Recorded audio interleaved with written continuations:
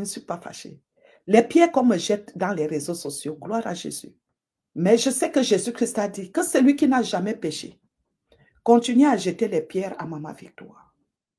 Ce n'est pas contre Maman Victoire, hein. C'est contre le Seigneur Jésus-Christ de Nazareth, le ressuscité. Une servante de Dieu m'a écrit, elle est dans un ministère aussi au Cameroun.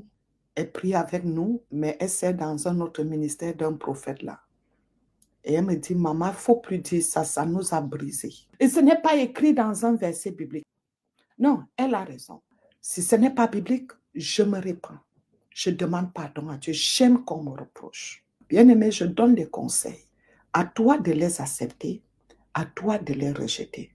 Amen. Et je suis sûre que par la grâce de Dieu qui est sur ma vie, les conseils que je donne ne sont pas pour vous heurter. Les conseils que je donne ne sont pas pour indexer quelqu'un, je vous en prie. Les conseils qu'on te donne, ou tu les rejettes, ou tu les prends. Je donne des conseils par rapport aux situations que j'écoute, que je reçois, que je vis avec le peuple de Dieu tous les jours. Gloire à Jésus, je suis servante de Dieu. C'est mon point de vue. Je n'ai pas dit que c'est biblique.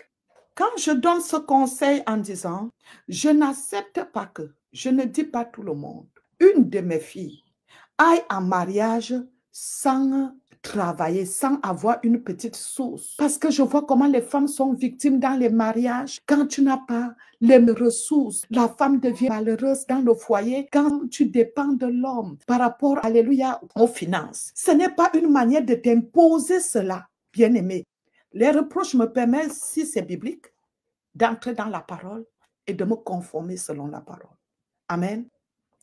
Alors, si ça vous a blessé, de vous dire cela, bien-aimé, de grâce, pardonnez-moi. Mais l'expérience a démontré, toute femme qui va en mariage et qui part rester dormir, Dieu dit que celui qui ne travaille pas ne mange pas.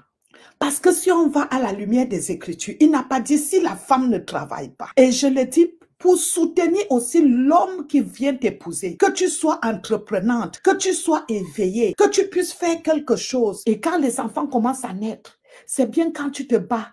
Tu as des sources d'approvisionnement parce que Dieu dit la femme est une aide. Tu dois être une sentinelle en tout. Vrai ou faux? Je ne savais pas que ça vous a blessé autant.